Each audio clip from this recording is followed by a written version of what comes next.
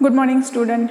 तो आज के लेक्चर में हम लोग देखेंगे कि किस तरह से अरेंजमेंट होती है थैलेमस की, ओवरी की, एज वेल एज जो सेपल्स और पेटल्स होते हैं उनके अरेंजमेंट्स है, उनको क्या नाम दिया जाता है। ठीक है, तो इसके पहले लेक्चर में हम लोगों ने इसका पोर्शन जो था इन्फ्लोरेसेंस का वो कंप्लीट किया था। साथ ही साथ में हम लोगों ने टिपिकल फ्लावर का स्ट्रक्चर देखा था। अब टिपिकल फ्लावर के स्ट्रक्चर में हम लोगों को दिखा था carpel, Corolla, androecium and the gynoecium. अब उसके जो फंक्शन है वो भी हम लोगों ने देख लिए थे। अब हम लोग देखेंगे कि जो भी हमारे कैलिक्स होता है, कोरोला होता है, ठीक है, कैलिक्स है, कोरोला है, कार्पल एंड द स्टेमेन होता है, एंड स्टेमेन जो होता है, इन स्टेमेन का किस तरह से अरेंजमेंट होती है और उस अरेंजमेंट में से उनको क्या टर्मिनोलॉजीज दी गई है।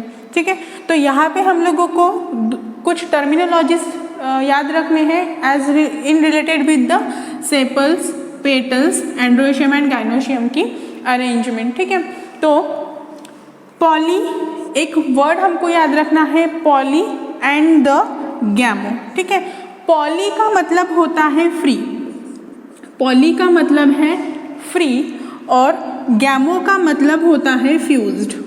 तो यहाँ पे मैंने लिखा है पॉली मतलब फ्री एंड द गैमो मतलब फ्यूज्ड।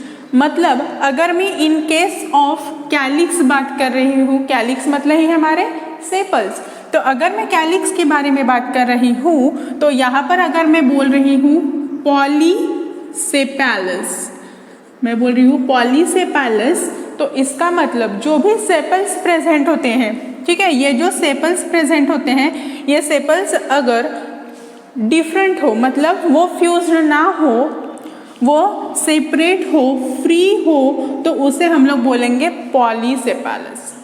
बट अगर यही सेपल्स मुझे फ्यूज्ड फॉर्म में मिले, अब देखिए जैसे हमारे ये उंगलियां हैं, ये उंगलियां फ्री है, ठीक है, तो ये मतलब होगी मेरी पॉलीसेपैलस। अगर यही उंगलियां हमारी फ्यूज्ड होती तो इसे हम बोलते गैमोसेपैलस। ठीक है, तो यहाँ पर जो अगर सेपल्स हमारी फ्यूज्ड रहेगी तो उन फ्यूज्ड सेपल को हम लोग बोलेंगे गैमोसेपैलस। क्या बोले हम लोगों ने इसको? गैमोसेपैलस। सेम विद द पेटल्स, अगर पेटल्स फ्री लिविंग है, फ्रीली है, तो उसे हम लोग बोलेंगे पॉलीपेटैलस। जैसे फॉर एग्जांपल हमें दिया है रोज, रोज में क्या होता है, जो भी पेटल्स होती है, ठीक है, पिंक, येलो, ब्लैक, इस तरह के जो भी पेटल्स होती है वो पेटल्स फ्री होती हैं। ठीक है, तो उन फ्री पेटल्स को हम लोग बोलेंगे इट्स ए पॉलीपेटैलस। जब हम किसी भी फ्लावर को हम लोग डिस्क्राइब करने जाते हैं तो वहाँ पर हम लोगों को लिखना पड़ता है कैलिक्स। तो कैलिक्स में कैसे है, वो फ्यूज है कि फ्री है, उनकी ओवरी कैसी है, उनका थैलेमस कैसे है, तो इसको हम लोग को डिस्क्राइब करना पड़ता है। तो उस टाइम पे हम लोगों को पॉली एंड द गैमो इस तरह के दो टर्मिनोलॉजीज को यूज़ करना पड़ता है। अगर मेरी पेटल्स फ्री हो तो उसे मैं बोलूँगी गैमो पेटैलस, जैसे कि हम लोग देखते हैं रोज में। ठीक है, और दूसरा होता है गैमोपेटैलस। तो गैमोपेटैलस मतलब ऐसे पेटल्स, ऐसा प्लांट, ऐसा फ्लावर जिसके पेटल्स जो है वो फ्यूज्ड है। ठीक है, सपोज ये मेरा धतूरा है और ये सारे के सारे पेटल्स जो है वो अगर फ्यूज्ड है तो उसे हम लोग बोलेंगे गैमोपेटैलस। फॉर एग्जांपल धतूरा, धतूरा हम लोग देखेंगे तो उसकी जो पेटल्स होती है वो पेटल्स इस तरह से फ्यूज्ड होती है। ये सपोज उसका, तो यहाँ पर क्या होती है, उसकी पेटल्स एकदम से इस तरह से फ्यूज्ड होती है, और ये जो हम लोग निकालते हैं ये मतलब फ्री, क्योंकि इनमें क्या है, डिस्टेंस दिख रहा है लेकिन इसमें डिस्टेंस नहीं है। तो ये हुआ हमारा गैमोपेटैलस एंड ये हुआ हमारा कौन सा पेटल्स, ये है हमारा पॉलीपेटैलस। तो इस तरह से होता है गैमोपेटैलस एंड द पॉलीपेटैलस। उसके बाद कुछ इन केस ऑफ एंड्रोशियम और इन केस ऑफ गाइनोशियम होते हैं। तो एंड्रोशियम और गाइनोशियम की टर्मिनोलॉजीज थोड़ी सी बड़ी है तो उसे हम लोग थोड़ी देर में पढ़ते हैं। ठीक है, तो अब हम देखते हैं कि जो हमारा प्लांट है, हमारा फ्लावर है, तो इस फ्लावर में हम लोगों को क्या क्या मिलता है, यहाँ पर हम लोगों को मिलता है थैलामस। ये है हमारा थैलामस। तो जो थैलामस है उसका शेप कैसे है?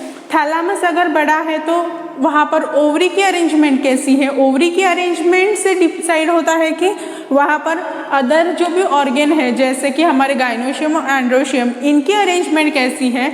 तो उनमें से हम लोगों को 3 टाइप्स ऑफ फ्लावर्स देखने को मिलते हैं, हाइपोगाइनस, पेरीगाइनस एंड द इपीगाइनस। ठीक है, हाइपोगाइनस, पेरीगाइनस एंड द इपीगाइनस। तो इसका मतलब क्या होता है? अगर इन केस ऑफ हम लोग बोले हाइपोगाइनस, तो हाइपो मतलब नीचे सपोज, तो जो हमारा थैलामस है यहाँ पर, ये जो मैंने थैलामस निकाला है, ये थैलामस हमेशा रहेगा कोनिकल शेप में। ठीक है, थैलामस कैसे शेप में? कोनिकल शेप में, जो शेप यहाँ पे मैंने निकाल के दिखाया है। तो इस शेप में है मेरा थैलामस। थैलामस के जस्ट ऊपर हम लोग अगर देखेंगे तो वहाँ पे हमें दिख रही है ओवरी। तो ये जो ओवरी है वो दबी हुई है क्या? नहीं, वो ओवरी हम लोगों को थैलामस के एग्जैक्टली ऊपर अच्छे से दिख रही है, तो उसे हम लोग बोलते हैं सुपेरियर ओवरी। तो जिस फ्लावर में हमारा थैलामस कोनिकल शेप का दिखेगा, उस फ्लावर में जो ओवरी रहेगी वो सुपेरियर ओवरी रहेगी। अब सुपेरियर मतलब क्या? जो ऊपर मतलब उभर के दिखती है, इस तरह के ओवरी को हम लोग बोलेंगे सुपेरियर ओवरी। और साथ में ही जो ओवरी है, ओवरी के नीचे वाले पार्ट से यहाँ पे से पेटल्स भी निकल रहे हैं, यहाँ से सेपल्स भी अराइज हो रहे हैं, और हमारे एंड्रोशियम भी इस ओवरी के निचले हिस्से से बाहर ऊपर निकल के आ रहे हैं। तो इस तरह से जो ओवरी मिलेगी तो उसे हम लोग बोलते हैं सुपेरियर ओवरी, जो हमें मिलेगी इन द हाइपोगाइनस, जहाँ पर थैलामस कोनिकल शेप का है, ओवरी ऊपर है और ओवरी के नीचे से एंड्रोशियम और सेपल्स पेटल्स का फॉर्मेशन हुआ है। तो इस तरह के arrangement is nothing but the hypogynous. अब देखते हैं पेरीगाइनस मतलब क्या। तो यहाँ पर जैसे कि स्ट्रक्चर दिख रहा है, इस पेरीगाइनस में ये जो भी हम लोगों को थैलामस दिख रहा है, ये थैलामस होता है कप शेप का। ठीक है, इस तरह से ऐसे ऊपर, तो वो है कप शेप का। अगर ये कप शेप का है मतलब ये ज़्यादा बड़ा है और इसमें जो हमारी ओवरी है वो फंसी हुई सी दिखती है। ठीक है, अंदर में दिखती है। और यहाँ पे अगर ओवरी अंदर है और ये जो भी उसके दूसरे ऑर्गन्स हैं, एंड्रोशियम एंड द पेटल्स और सेपल्स, ये अगर ऊपर वाले पार्ट से हम लोगों को मिल रहे हैं तो इसे हम लोग बोलेंगे सुपेरियर। सुपेरियर तो नहीं ही बोलेंगे हम लोग, इसे हम लोग बोलेंगे सेमी इंफीरियर ओवरी। क्यों? क्योंकि यहाँ पर ओवरी जो है वो थैलामस के अंदर है, मतलब थोड़ी सी अंदर है। जैसे यहाँ पर एकदम ऐसे ऊपर दिख रही है, वहाँ पे वैसे नहीं दिख रही है, वो थोड़ी सी नीचे दबी हुई है, तो इसे हम लोग बोलते हैं सेमी इंफीरियर ओवरी।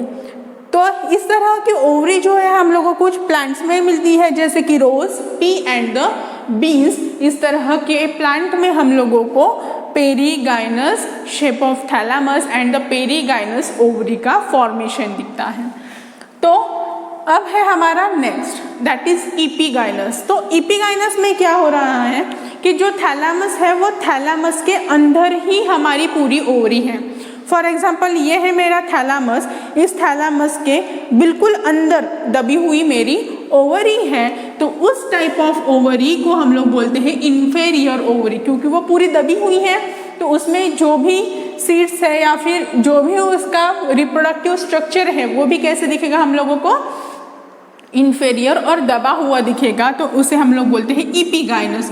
तो यहाँ पे ये है हमारा थैलामस और इस थैलामस के अंदर ये ओवरी हम लोगों को दिख रही है, और इस ओवरी के जो ओवरी है वो पूरी तरह से दबी है और उसके जो भी फ्लोरल पार्ट्स है जैसे कि पेटल्स, ये एंड्रोशियम ओवरी के ऊपर से निकले हैं।